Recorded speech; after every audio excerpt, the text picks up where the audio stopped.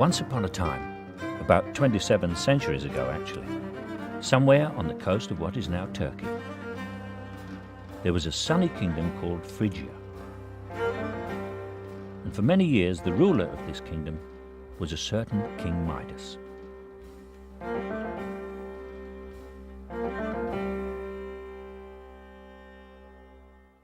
Now King Midas was a very wealthy man. Indeed, he had everything money could buy. But of all the things he possessed in the world, he valued nothing more than his only daughter. She was as dear to him as life itself, and it was for this very reason that he named her Zoe, which means life.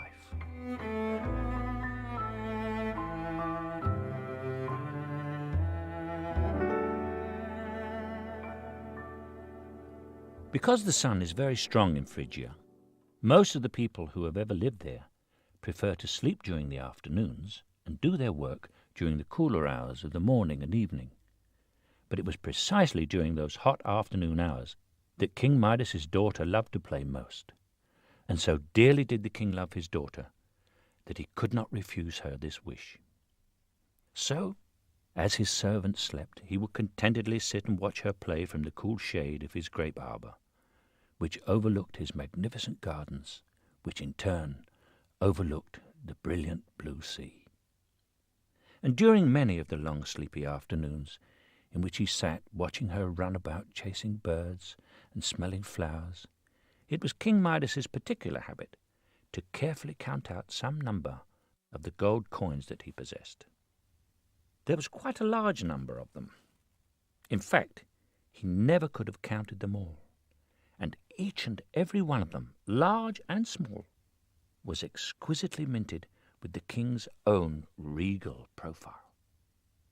The likeness was perfect to the very tiniest detail, and had it not been for the small cosmetic addition of the six-rayed crown of the sun god Helios, with whom in his heart of hearts good King Midas liked to be identified, one might have easily mistaken the miniature golden image for the very king himself.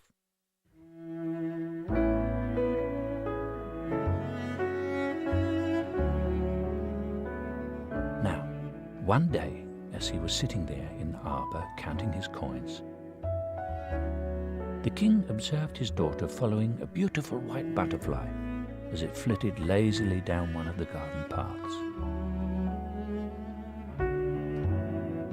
The butterfly was so marvelously delicate as to be almost transparent. And as King Midas watched it, he could not help but admire the exceptional freedom and beauty of the creature.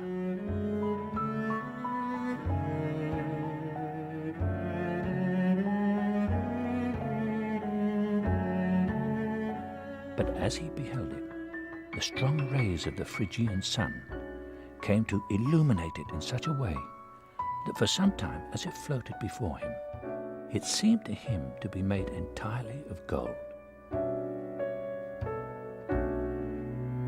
The sight of this had the power of revelation,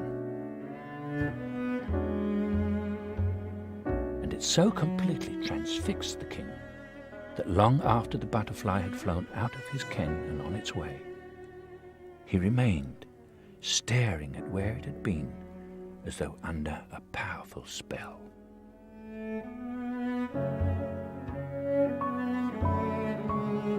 And when he came to himself again, he remained consumed with the idea of it.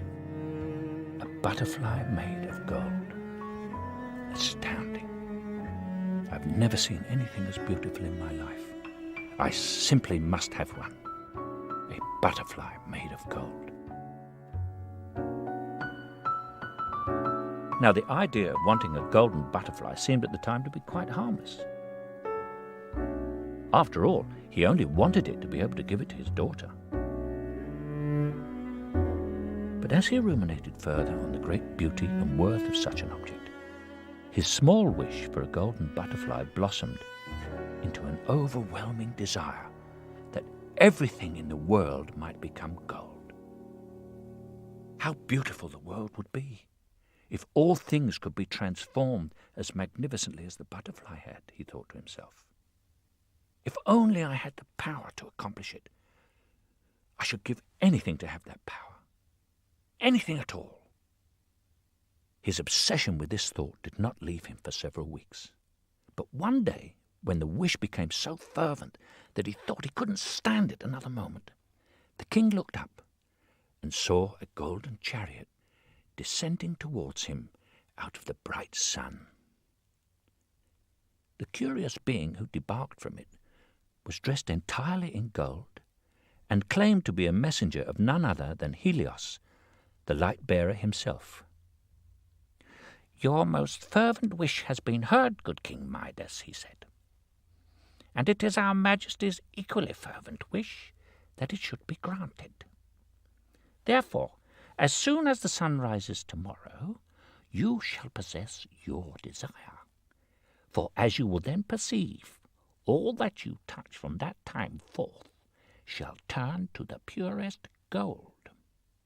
Then, with a flourish of his hand, he conjured a brilliant box, which he said contained a golden piece of the very sun itself. "A small gift for the good king," he said, "for the good and great King Midas."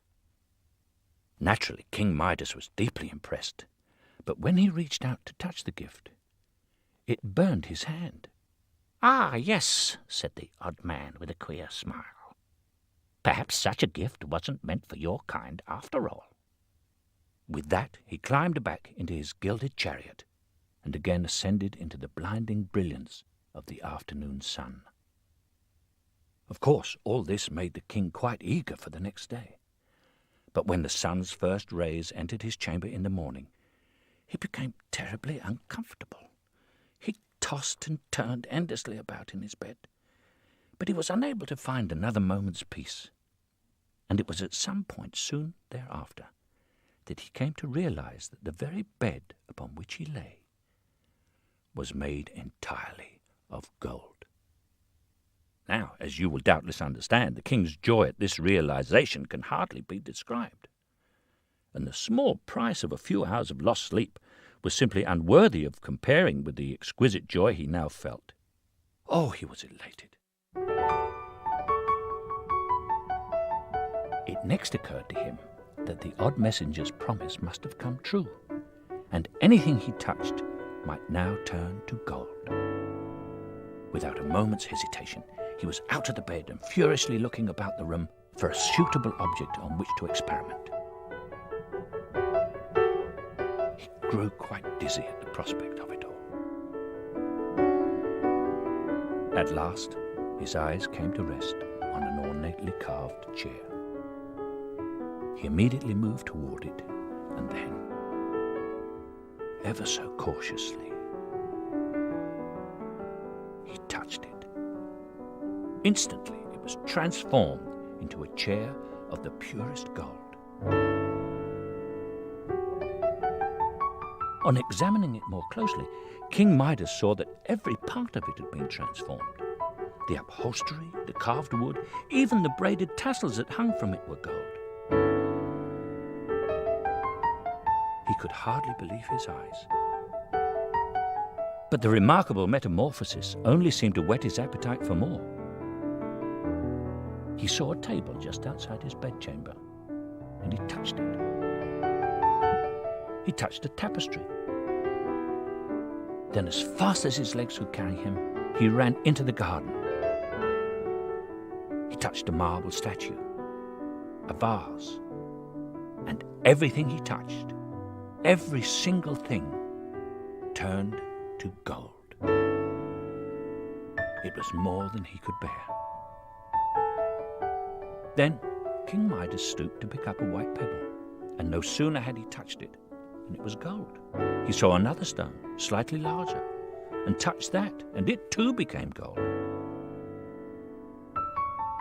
The king next spotted a large conch shell that his daughter had discovered on the seashore. He remembered the day she had found it, and recalled holding the shell to her ear so that she could hear the sounds of the ocean inside it, and how she heard it saying, "Thalassa, Thalassa, Thalassa," like the waves of the sea.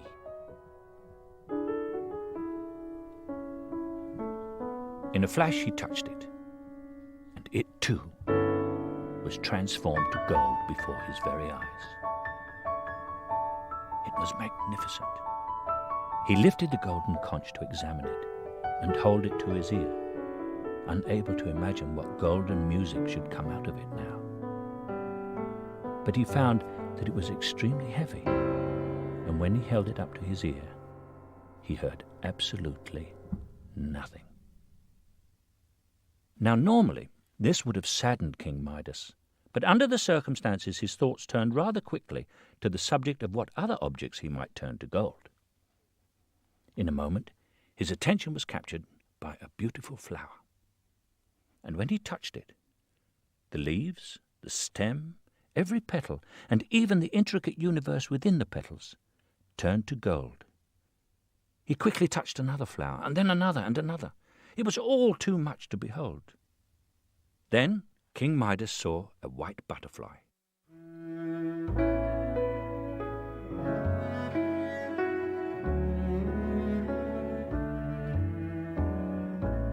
It was quite like the one that he had so admired some weeks before. And as he was powerless to do anything else, he began to chase it.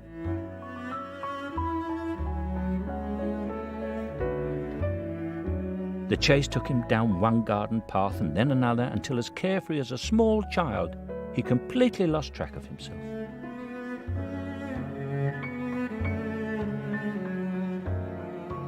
The butterfly eventually led him along the very edge of the castle parapet, overlooking the ocean. And because the idea of having a golden butterfly consumed him so completely, he quite forgot about the long drop to the rocks below and continued to chase it, teetering along the edge of the parapet as the butterfly danced just out of his reach. At last, reaching so far out that he nearly fell, the king succeeded in grazing the creature's gossamer wing with the tip of his outstretched index finger. But on the very instant that he did so, it stiffened to gold and fell away out of his reach. Down, down it fell, all the way to the sea-washed rocks below, where it hit with a dull plink and disappeared among the barnacled crevices, a lifeless bauble.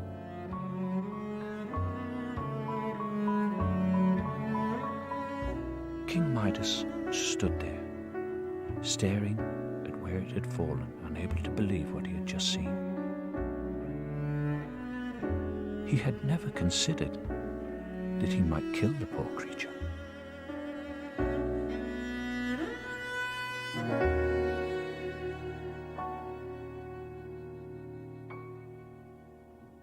As he wound his way back to the palace, King Midas passed several ancient olive trees, and tired from his chase, he leaned up against a particularly venerable specimen. As soon as he touched the trunk of the great tree, however, everything above him and around him froze into a single golden moment. It was an extraordinary sight.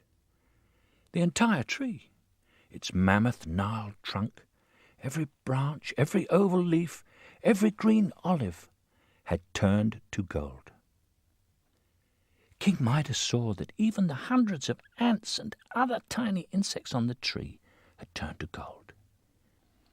He beheld a golden inchworm, frozen in the act of measuring its last inch. There was a golden nest of golden eggs that would never hatch, and a golden hive of bees that would never produce honey again. Then, in a remote branch of the tree, he beheld the dazzling tracery of a golden spider's web. And finally, a long descending strand of golden spider's silk, and the attached arachnid who had spun it, and would spin no more. When he finally returned to the palace, he called to his servants to prepare a banquet and cheerily announced to them that it would all be on plates of gold. Although they were quite puzzled, they complied with his request, and no sooner than they had set a plate before him did he touch it and turn it into gold before their eyes. Everyone was completely astounded, but King Midas only laughed and performed his magic on the silver goblet that was set before him. He then proceeded to turn all the serving platters to gold, as well as the very table on which they were placed. But when the novelty eroded and King Midas at last decided to get down to the actual business of eating, a curious thing happened.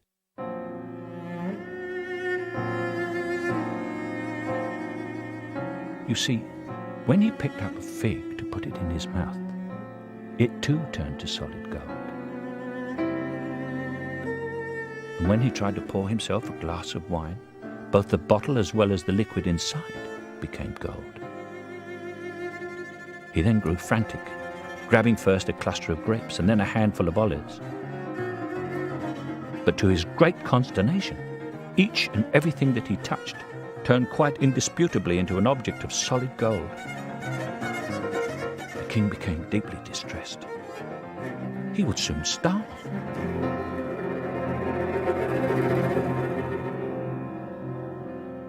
Just then, the king's daughter came running out of the palace to greet him. King Midas was so delighted to see her that he quickly embraced her.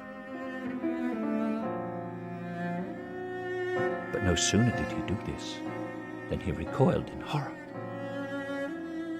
For the golden touch with which he had been lately cursed had worked its hideous magic, even on his precious daughter, whom he loved beyond anything in the world. "Oh, my Zoe," he cried. "My dear Zoe, I have lost my dear Zoe."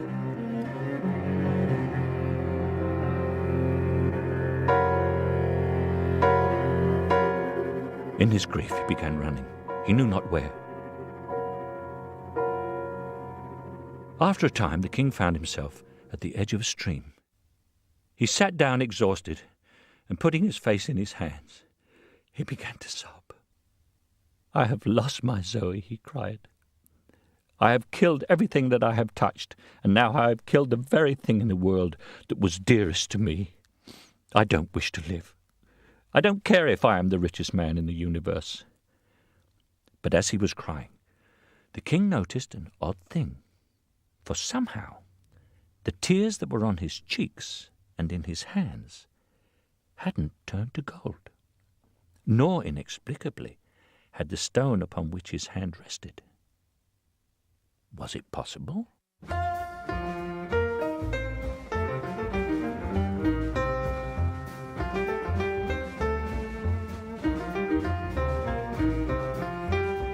As fast as he could, King Midas ran back to the palace.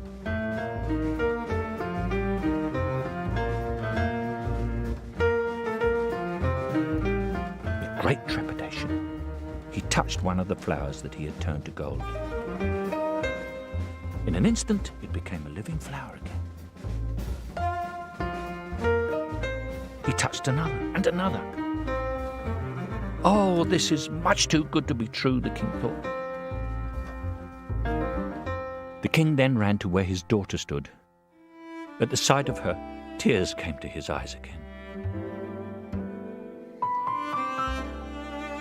Then, with a trembling hand, he touched her cheek. Immediately, the warmth and colour of life returned to her.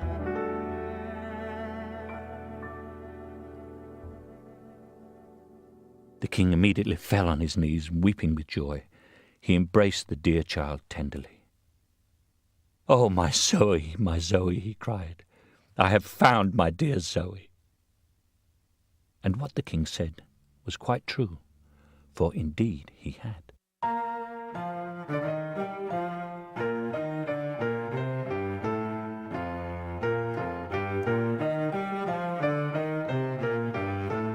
That day, King Midas called a large feast. It was a celebration unlike anything the world had ever seen, even to this day. Every larder was emptied and nothing was spared, not a single thing.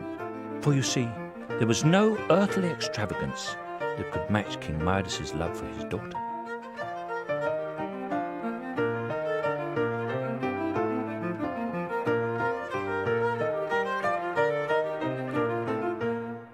And when the celebration was over and everyone had gone home, King Midas instructed his servants to gather up all the golden coins in the treasury and bring them to the castle parapet. And there, as the sun dipped beyond the horizon, he and his Zoe, his beloved Zoe, tossed them out over the water, one by one. And one by one, each of the golden coins was transformed into a beautiful white butterfly that flew up and up and up into the magnificent blue sky.